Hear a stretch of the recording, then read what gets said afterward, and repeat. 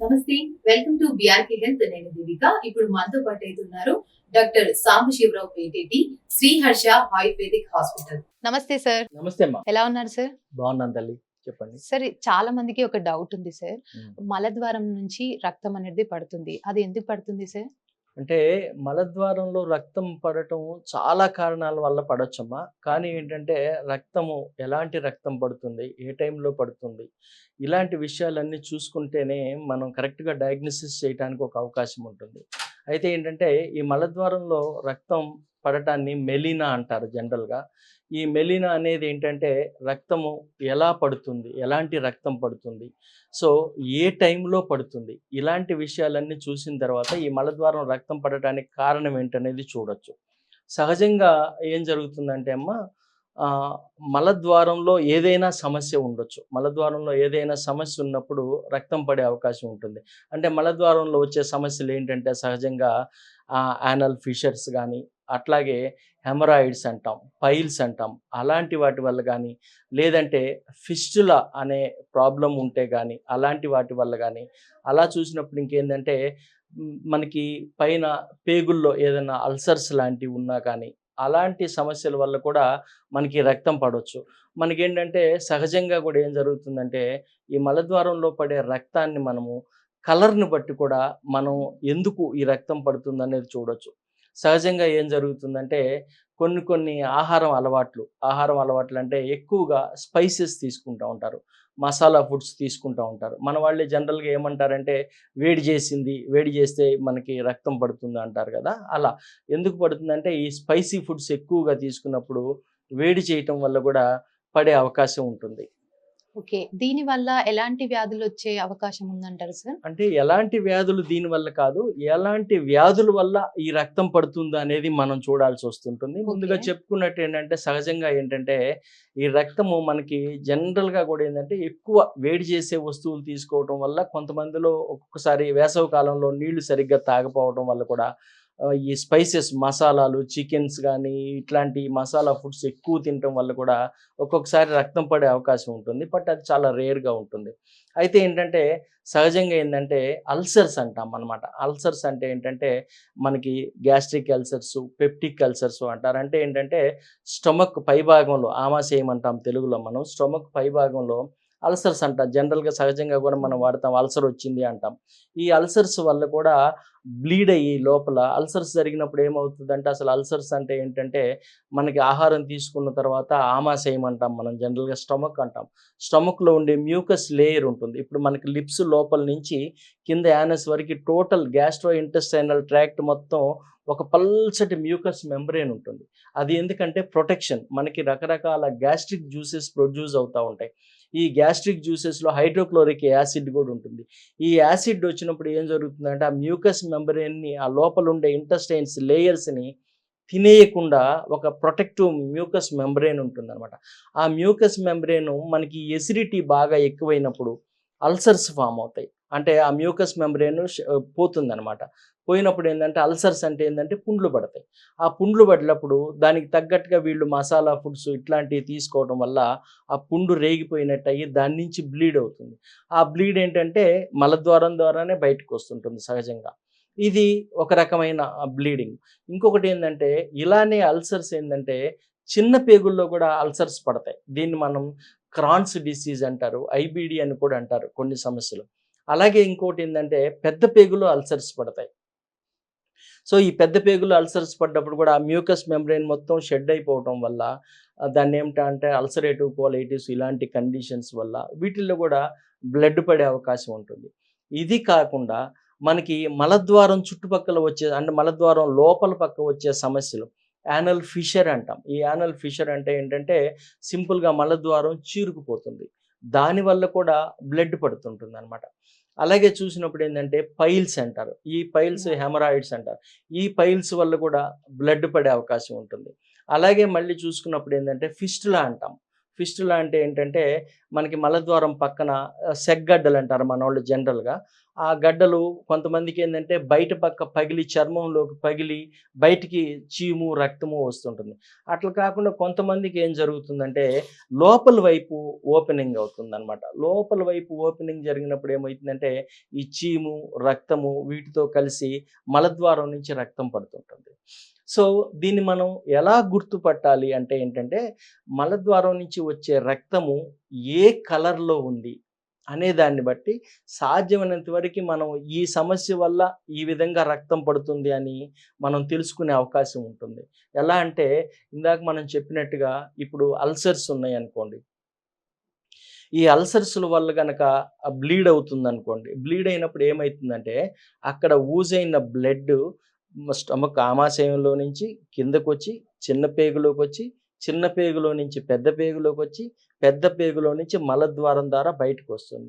ఈ ఓకే. వచ్చే ప్రాసెస్‌లో ఏం జరుగుతుందంటే చాలా రకాల గ్యాస్ట్రిక్ జ్యూసెస్ ఉంటాయి. ఇప్పుడు మనం తీసుకున్న ఆహారాన్ని జీర్ణం చేయటానికి రకరకాల జీర్ణ రసాలు ఉత్పత్తి అవుతాయి. మనం వాటికి డైజెస్టివ్ ఎంజైమ్స్, డైజెస్టివ్ జ్యూసెస్ అంటాం. ఈ వీటన్నిటితోటి ఒక రకమైన ప్రాసెస్ జరిగిపోయి, ఆ రక్తము దాని యొక్క సహజమైన రంగు కోల్పోయి నల్లగా మారిపోతుంది. ఓకే. సో, దాన్ని డార్క్ రెడ్ కలర్ అంటాం మనం.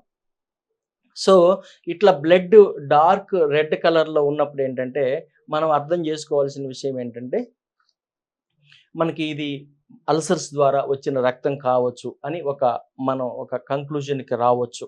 అంటే 100% అదే అని చెప్పటానికి లేదు గానీ, ఒక కంక్లూజన్‌కి సింపుల్‌గా డయాగ్నోసిస్ అంటే, మనం ముందు ముందు ఫ్యూచర్‌గా డయాగ్నోసిస్ చేయటానికి గానీ, ఏదైనా స్కాన్స్ గానీ అలాంటి వాటికి వెళ్ళే ముందు సింపుల్‌గా ముందు ఇలా బ్లడ్ డార్క్ రెడ్ కలర్‌లో ఉంది. నల్లగా రక్తం పడింది అంటే ఏందంటే, మేబీ అల్సర్స్ ఉండుండొచ్చు అని మనం ఒక అంచనాకి రావచ్చు.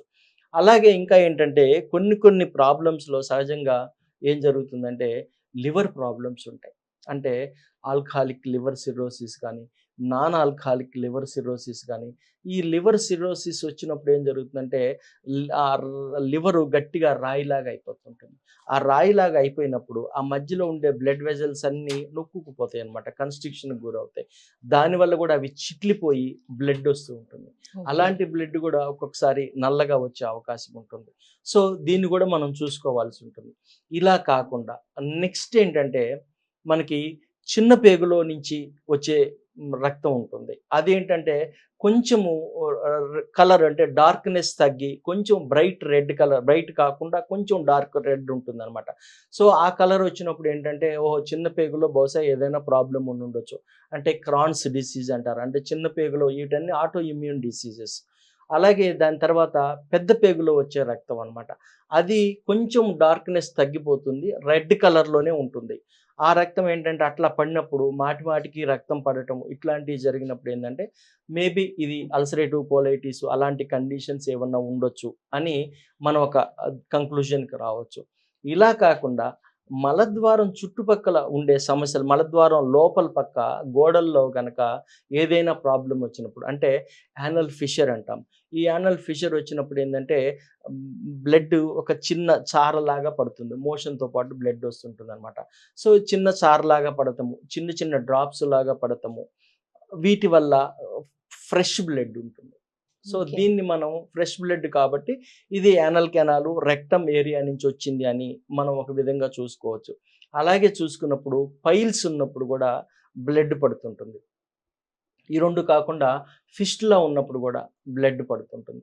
ఇలా రకరకాల కారణాల వల్ల రక్తం పడుతూ ఉంటుందనమాట. దీన్ని మెలీనా అంటారు. అంటే కొన్ని కొన్ని కండిషన్స్‌లో వచ్చే బ్లడ్‌ని మెలీనా అంటారు. అలా కాకుండా మామూలుగా వచ్చేదాన్ని మనం ఇట్లా బ్లడ్ కింద చూసుకోవచ్చు.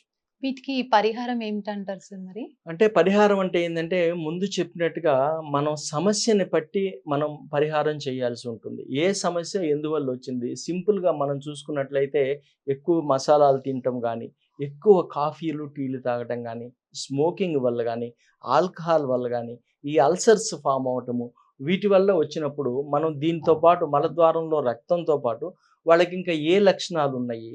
కడుపులో మంటొస్తుందా? పై ఛాతీలో ఈ ఛాతీ భాగంలో ఏమన్నా మంటొస్తుందా? నొప్పొస్తుందా? ఏ టైంలో వస్తుంటుంది? వచ్చినప్పుడు ఎంత టైంకి ఈ బ్లడ్ మనకి తెలుస్తుంది, బ్లడ్ పడుతుంది.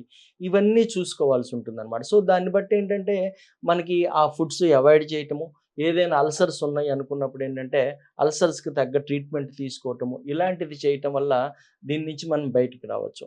అలాగే ఇంకా చిన్న పేగులో వచ్చే క్రాన్స్ డిసీజులు అవన్నీ ఆటో ఇమ్యూన్ డిసీజెస్ అంటారు. వాటికి తగ్గట్టుగా చూసుకొని మనం ఏదైనా పరిహారం అనేది ఆ సమస్య, ఆ time of the blood, duration of the blood, ఆ తర్వాత రక్తం ఎంత పడుతుంది, క్వాంటిటీ ఆఫ్ బ్లడ్ కూడా చూసుకోవాల్సి ఉంటుంది. కలర్ ఆఫ్ ది బ్లడ్ చూసుకోవాల్సి ఉంటుంది. వీటన్నిటిని చూసుకొని దాన్ని బట్టి మనం పరిహారం చేయాల్సి ఉంటుందన్నమాట. ముందు డయాగ్నోసిస్ ఏంటనేది ప్రాపర్‌గా చెయ్యగలిగితే, దాని తర్వాత మనం ఏమి చెయ్యాలి, అంటే ఎలాంటి ట్రీట్మెంట్ ఇవ్వాలి అనేది మనం చూసుకోవచ్చు. ఓకే. సో, ఇప్పుడు వీళ్ళెవరైతే ఉన్నారో పేషెంట్స్ వాళ్ళకి లైక్ ఎట్లా అంటే సార్ ఫుడ్ ఎలాంటిది అవాయిడ్ చేయాలి? ఎలాంటి ఫుడ్ తీసుకోవాలి? ఎట్లాంటి జాగ్రత్తలు తీసుకుంటే బెస్ట్ అంటారు సార్? అదే జనరల్‌గా గూడా ఏంటంటే, ఇప్పుడు మనం అదే కారణం చెప్పిందేంటంటే, సహజంగా ఈ గ్యాస్ట్రో ఇంటెస్టైనల్ ట్రాక్ట్‌లో ఎలాంటి సమస్యలొచ్చినప్పటికి అంటే, ఇలాంటి సమస్యలు ఈ అల్సర్స్ ఇలాంటి సమస్యలు రావటానికి మేజర్‌గా చెప్పాలంటే ఏందంటే, ఇవాళ రేపు లైఫ్ స్టైల్ కారణం కావచ్చు. ఈ లైఫ్ స్టైల్‌లో ఏందంటే, ఇవాళ ప్రెజెంట్ జరుగుతున్నది ఏందంటే, చాలామంది ఏందంటే, ఇప్పుడు సాఫ్ట్‌వేర్ ఎంప్లాయీస్ ఉంటారు. వీళ్ళేంటంటే, అమెరికన్ టైమ్ కోసం వర్క్ చేయాల్సి ఉంటుంది. సో, వీళ్ళేం చేస్తారు, పగలంతా నిద్రపోవటము, రాత్రిపూట మేలుకోవటం జరుగుతుంటుంది. దీనివల్ల శరీరానికి ఒక రిథమ్ ఉంటుంది మన బాడీకి. మనకి ఎవరో చెప్పక్కర్లేదు. మన శరీరం మనకి చెప్తుంది. వాట్ యూ ఆర్ డూయింగ్ అనేది. మనం చిన్నతనం నుంచి ఇప్పుడు దాకా ఏం చేశాము, పగలు పని చేసుకుంటాము. రాత్రిపూట నిద్రపోవటానికి మనం అలవాటు పడ్డాం. కానీ ఒక్కసారి సడెన్‌గా జాబ్ వచ్చిన తర్వాత అమెరికన్ టైమ్‌కి మనం వర్క్ చేయాలి. వర్క్ చేయాలంటే ఏంది, రాత్రంతా మేలుకుంటాం. రాత్రంతా మేలుకుంటాం. పగలంతా నిద్రపోతాం. సో, పగలు నిద్రపోయే ఏ నిద్ర ప్రశాంతంగా జరగదు. సో, రాత్రిపూట వర్క్ చేసి పగలు మేలుకుంటారు. దీనివల్ల ఏం జరుగుతుందంటే బాడీలో చాలా మెటబాలిక్ చేంజెస్ వస్తాయి. ఎండోక్రైన్ సిస్టమ్‌లో చేంజ్ వస్తుంది. చాలా చేంజెస్ వస్తాయి. దీనివల్ల ఏం జరుగుతుందంటే తెలియకుండానే ఎసిడిటీ బాగా ఎక్కువైతుంటుంది. ఈ ఎసిడిటీనేముంది, సింపుల్ ఎసిడిటీయే కదా అని ఏ జెలూసిల్, ఎంపీఎసో అలాంటిది ఏదో ఒకటి తాగుతూ కొన్నాళ్ళు మేనేజ్ చేస్తారు. కానీ అలవాట్లు మానుకోరు. ఏ అలవాట్లు మానుకోరు. ఈ జాబు తప్పదు. దీనితోటి ఏమైతుందంటే ఈ ఎసిడిటీ ఎక్కువైపోయి అది అల్సర్స్ కింద కన్వర్ట్ అయిపోతుంది. ఓకే. సో, దీనికి మనం చేయాల్సిన పనేందంటే, ముందు శరీరం ఏం చెప్తుందో దాన్ని మనం ఫాలో అవ్వాలి. మన లైఫ్ స్టైల్ కరెక్షన్ జేసుకోవడం అనేది చాలా ఇంపార్టెంటు. దాంతో పాటు ఏందంటే, ఆల్కహాల్ గానీ, ఈ స్మోకింగ్ హ్యాబిట్స్ గానీ, ఆ తర్వాత ఈ స్పైసీ ఫుడ్స్ ఎక్కువ తినటం గానీ, జంక్ ఫుడ్స్ ఎక్కువ తీసుకోవడం గానీ, ఇలాంటివి మానేసేయాలి. ఆ తర్వాత ప్లెంటీ ఆఫ్ వాటర్ తీసుకోవటం అనేది అవసరం. ప్లెంటీ ఆఫ్ వాటర్ అంటే మరి 10, 15 లీటర్లు ఎక్కువ తీసుకోవడం గూడా కరెక్ట్ కాదు. ఈ మధ్య కాలంలో మేము గమనిస్తా ఉన్నాం. మీరు పొద్దున్నే లేచి 2 లీటర్ల నీళ్లు తాగండి. మధ్యాహ్నం 2 లీటర్ల నీళ్లు తాగండి. సాయంత్రం 2 లీటర్లు ఇది కూడా కరెక్ట్ కాదు. శరీరం చెప్తుంది. నీకు ఎంత నీళ్లు కావాలి, నీకు దాహం వేస్తుంది, నీళ్లు తాగు. ఆకలేస్తుంది, అన్నం తిను. శరీరం చెప్పినట్టు మనం పర్ఫెక్ట్‌గా వింటే ఏ ప్రాబ్లమ్ ఉండదు. కానీ ఇవాళ అది లేకుండా పోతుందనమాట. రకరకాల వెర్షన్స్ ఎవరికి తోచినట్టు వాళ్ళు చెప్తున్నారు. అత్యంబుపానాత్ అగ్నినాశనాత్. ఎక్కువ నీళ్లు తాగటం కూడా ప్రమాదమే. ఆకలి చచ్చిపోతుంది ఎక్కువ నీళ్లు తాగటం వల్ల. అందువల్ల ఏందంటే రోజు మొత్తం మీద ఒక 3-5 లీటర్స్ వాటర్ కన్జంప్షన్ ప్రాపర్‌గా ఉండేటట్టు చూడటము. దాని తర్వాత ఈ హ్యాబిట్స్ ఏదైతే ఉంటాయో వాటికి దూరంగా ఉండటము. సాధ్యమైనంత వరకి నిద్ర చాలా ఇంపార్టెంట్. నిద్రాయత్తం సుఖం దుఃఖం పుష్టికార్స్యం బలాబలం వృషత క్లేవత జ్ఞానం అజ్ఞానం జీవితం నచ. నీ జీవితంలో నీ శరీరంలో జరిగే ప్రతి మార్పు మీద నిద్ర యొక్క ఎఫెక్ట్ చాలా ఉంటుంది. నిద్ర ఎప్పుడైతే తక్కువైతుందో, స్ట్రెస్ లెవెల్స్ ఎప్పుడైతే ఎక్కువైతాయో బ్రెయిన్లో ఉండే హార్మోన్స్ చాలా డిస్టర్బ్ అవుతాయి. కార్టిజాల్ అనే హార్మోన్ ఉంటుంది, స్ట్రెస్ హార్మోన్. అది రిలీజ్ అవుతుంది. దానివల్ల ఇరిటేట్ అవుతుంది. ఇరిటేట్ అయినప్పుడు ఇలాంటి ప్రాబ్లమ్స్ అన్నీ వచ్చే అవకాశం ఉంటుంది. అందుకని ఆహారము, నిద్ర, విహారం. విహారం అంటే ఏందంటే రాత్రిపూట మేలుకోవటం, పగలు పడుకోవటం ఇట్లాంటి పనులు కాకుండా ప్రాపర్‌గా ఉన్నదాంతో టైం అడ్జస్ట్ చేసుకోవడం. అట్లాంటి ఇప్పుడు మమ్మల్ని ఏం చేయమంటారండి? ఉద్యోగం మానుకోమంటారా? మా బ్రతుకు తెరువు ఇదే కదా! కాదు. సాధ్యమైనంత వరకు అవకాశం ఉన్నంత వరకు మార్చుకోండి. అలాంటి మనం జాగ్రత్తలు తీసుకోవటము. ఇట్లాంటివి చేసినట్టయితే గనక ఇంకోటేందంటే మజ్జిగ తాగడం చాలా ఇంపార్టెంట్. మజ్జిగ యథా సురాణం అమృతం సుఖాయ తథా నరాణం భూత విక్రమః అంటారు. అంటే దేవతలకి దేవలోకంలో అమృతం ఎలాగో మనుషులకి మానవ లోకంలో మజ్జిగ అంత బాగా పనిచేస్తుంటుంది. పర్టిక్యులర్‌గా మనం గనక ప్రాపర్‌గా ఆవు పెరుగుని మజ్జిగ చేసుకొని, ఆ మజ్జిగ గనక ప్రాపర్‌గా గనక మనం తీసుకున్నట్టయితే సాధ్యమైనంత వరకు ఇలాంటి వాటి నుంచి మనం బయటకొచ్చే అవకాశం ఉంటుంది. సో చూసారు కదండీ! మలద్వారం నుంచి చాలా మందికి బ్లడ్ అనేది వస్తుంటది. సో అది ఎందుకొస్తుంది? ఇఫ్ వస్తే ఎలాంటి జాగ్రత్తలు తీసుకోవాలి? ఎలాంటి ఫుడ్ అవాయిడ్ చేయాలి? ఎలాంటి ఫుడ్ తీసుకోవాలని చెప్పేసి సార్ అయితే చాలా చక్కగా వివరించారు చెప్పారు. Thank you sir. నమస్కారం.